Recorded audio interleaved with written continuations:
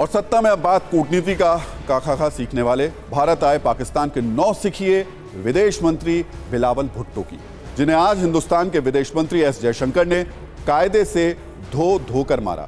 वैसे कुछ न्यूज मित्र मारने शब्द का मतलब 1965 और 71 वाली पाकिस्तान की धुलाई से निकाल सकते हैं, लेकिन उन्हें हम बता दें कि धुलाई सिर्फ हथियारों से नहीं होती है। कुछ धुलाई जरा दूजे किस्म की होती है। इसमें सामान्य से दिखने वाली तस्वीरें होती हैं, छोटे छोटे संकेत होते हैं और बड़े बड़े संदेश होते हैं। आज विदेश मंत्री एस जयशंकर एससीओ समिट के लिए गोवा में अलग अलग देशों की आगवानी कर रहे थे। इस दौरान वो सभी सदस्य देशों का नमस्ते करके स्वागत करते नजर आए, लेकिन जब बारी बिलावल भुट्टो की आई तो विदेश मंत्री एस जयशंकर की बॉडी लैंग्वेज एकदम से बदल गई और संदेश एकदम साफ था, आपको दूर से ही नमस्ते, हम आपको कुछ नहीं समझते। यानी जयशंकर ने बिलावल को रत्ती भर भी भाव नहीं दिया। हम जानते हैं कि हमारे न्यूज मित्रों का मन कर रहा होगा कि वो बिलावल भुट्टो की इस बेइज्जती को बार बार रिवाइंड करके देखें, इसलिए एक बार फिर देखिए और बॉडी लैंग्वेज को समझिए। भारत के विदेश मंत्री एस जयशंकर जिस वक्त दूसरे देशों का वेलकम कर रहे थे तो हर विदेश मंत्री के साथ जयशंकर के हाव भाव सामान्य थे।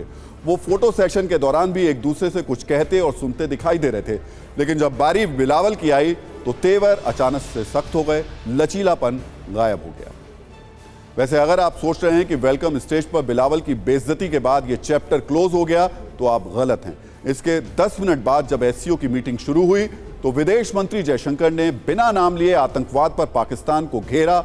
वो बोले, जब दुनिया महामारी से लड़ रही थी उस वक्त भी आतंकवाद बिना रुकावट जारी था। आतंकवाद को नजरअंदाज करना हमारी सुरक्षा के लिए बड़ा खतरा होगा। आतंक को फंडिंग करने वाले चैनलों को रोका जाना चाहिए। आज बिलावल ये समझ गए होंगे कि डिप्लोमेसी की जिस यूनिवर्सिटी में बतौर छात्र उन्होंने नया दाखिला लिया है, विदेश मंत्री एस जयशंकर उसी यूनिवर्सिटी के प्रोफेसर हैं।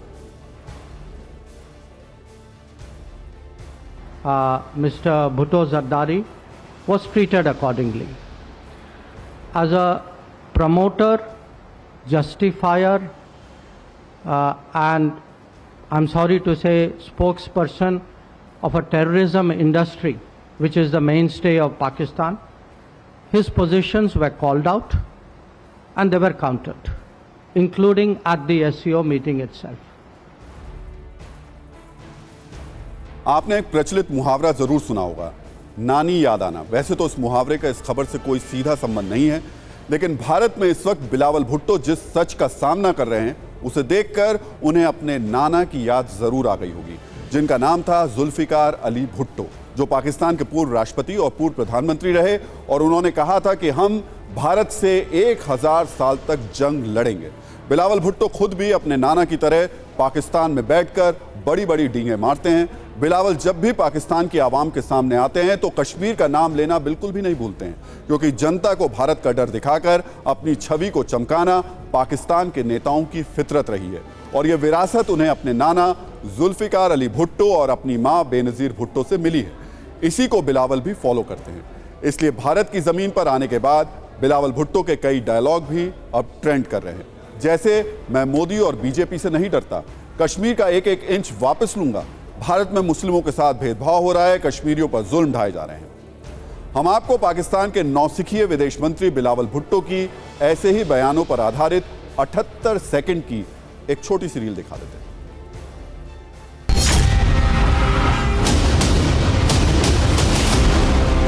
We will not accept it. The people of Kashmir will not accept it. The people of India should not accept it, and the world should not accept it, Mr. Speaker.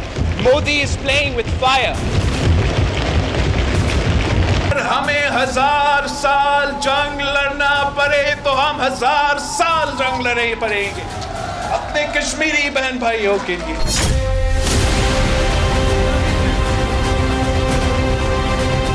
हम तुम Abuja Kashmir में रहने वाले हमारे भाई बहनों के साथ हर जुल्म पे उनके साथ शाना बशाना खड़े हैं।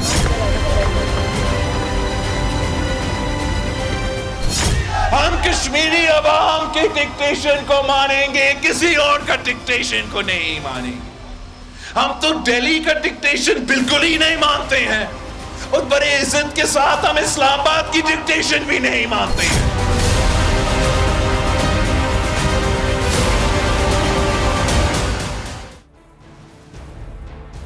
वैसे तो बिलावल भुट्टो ने लंदन की ऑक्सफोर्ड यूनिवर्सिटी से बीए की पढ़ाई की है, लेकिन सियासत की एबीसीडी में अभी भी वो बहुत कच्चे खिलाड़ी हैं। अपनी मां बेनजीर भुट्टो की हत्या के बाद उन्हें पाकिस्तान पीपल्स पार्टी के चेयरमैन का पद थाली में सजा कर दे दिया गया। तब उनकी उम्र सिर्फ 19 साल थी, यानी उन्हें राजनीतिक विरासत मुफ्त में मिल गई। इसे प्रीपेड राजनीतिक विरासत भी कह सकते हैं। लेकिन आपको बता दें, ये इस बात की बिल्कुल भी गारंटी नहीं है कि जिन नेताओं को ऐसी सुविधा मिली हो वो अपना राजनीतिक करियर सफलतापूर्वक आगे बढ़ा सके हों। बिलावल भुट्टो जैसे तमाम उदाहरण आपको देखने को मिल जाएंगे। इसलिए बिलावल की बातों और उनके बयानों का उनके खुद के मुल्क में बहुत मजाक उड़ाया जाता है। इसका एक छोटा सा वीडियो सबूत हम आपको दिखाते हैं, जब इमरान खान ने बिलावल भुट्टो को राजनीतिक वॉशिंग पाउडर से रगड़ रगड़ कर धोया था। आइंस्टाइन घबरा गए हैं जो बिलावल जरदारी एक थ्योरी लेके आया है। आइंस्टाइन घबरा गया है कि जब बारिश होती है तो पानी आता है, लेकिन जो आइंस्टाइन की जो रूह तड़प रही है ना, जिस चीज के ऊपर दुनिया का सबसे बड़ा साइंसदान गुजरा है, उसने कहा जब ज्यादा बारिश होता है तो ज्यादा पानी आता है।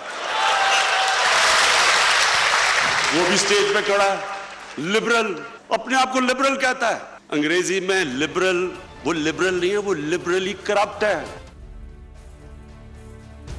बिलावल भुट्टो विदेश मंत्री तो बन गए, लेकिन जैसी उनकी बातें हैं, जैसी उनकी हरकतें हैं, हमें यकीन है उन्हें ना ही राजनीति के बारे में ज्यादा कुछ पता है और ना ही अपने नाना जुल्फिकार अली भुट्टो की धोखेबाजी के बारे में। इसलिए आज हम बिलावल को उस धोखे की याद भी दिला देते हैं जो उनके नाना ने भारत के साथ की थी। बिलावल के नाना जुल्फिकार अली भुट्टो की शुरुआती पढ़ाई वैसे तो मुंबई में हुई, लेकिन बाद में वो अमेरिका चले गए और जब वहां से पढ़कर लौटे तब तक भारत और पाकिस्तान दो अलग अलग देश बन चुके थे। फिर पाकिस्तान में सियासत का लंबा सफर तय करने के बाद वो विदेश मंत्री बने और उन्हीं की अगुवाई में पाकिस्तान ने साल 1965 में कश्मीर पर कब्जे के लिए ऑपरेशन जिब्राल्टर चलाया। इसी के बाद पाकिस्तान से भारत की जंग शुरू हुई और उस युद्ध में पाकिस्तान को घुटने टेकने पड़े।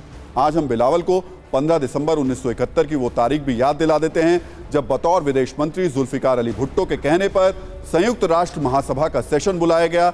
इसी दौरान उन्होंने कहा कि अगर ये संस्था कुछ कर नहीं सकती है तो मैं यहाँ अपना वक्त क्यों बर्बाद कर रहा हूँ, मैं वापस अपने देश जाऊँगा। भारत आज अपनी सैन्य सफलता के नशे में है, लेकिन हम उससे 1000 साल तक जंग लड़ेंगे। इसके बाद भुट्टो ने अपना भाषण बंद कर दिया, कुछ कागज फाड़े और बाहर निकल गए।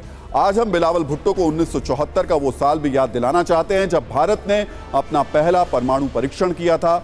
उस वक्त बिलावल के नाना जुल्फिकार अली भुट्टो ने ही कहा था कि हम घास खा लेंगे लेकिन परमाणु बम जरूर बनाएंगे।